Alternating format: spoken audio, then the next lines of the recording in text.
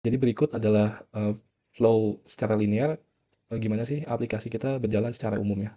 Jadi, dimulai dari sebuah tambah film, kita menambahkan film dulu, input judulnya dan kuota penontonnya. Dan selanjutnya untuk masuk ke dalam sistem antrean, sistem informasi antrean, kita perlu pilih dulu judul mana yang akan kita kelola, antrian dan data pemesanannya. Dan selanjutnya kita lakukan pengecekan, apakah sisa kuotanya itu lebih dari nol, apakah ada. Jika tidak, kita maka akan lanjut ke kondisi di mana program atau end atau selesai intinya.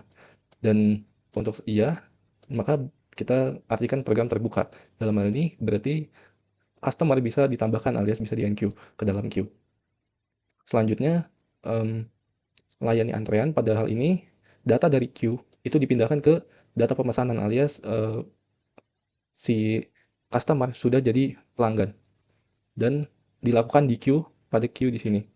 Selanjutnya kita lakukan pengecekan kembali tiketnya, apakah tiket yang dibutuhkan oleh customer itu, kurang dari kuota penonton alias apakah, tiketnya itu yang dibutuhkan ada dari database film yang kuota film itu. Dan kita lanjutkan dengan sisa kuota penonton, kita kurangi dengan jumlah tiket yang dibutuhkan customer.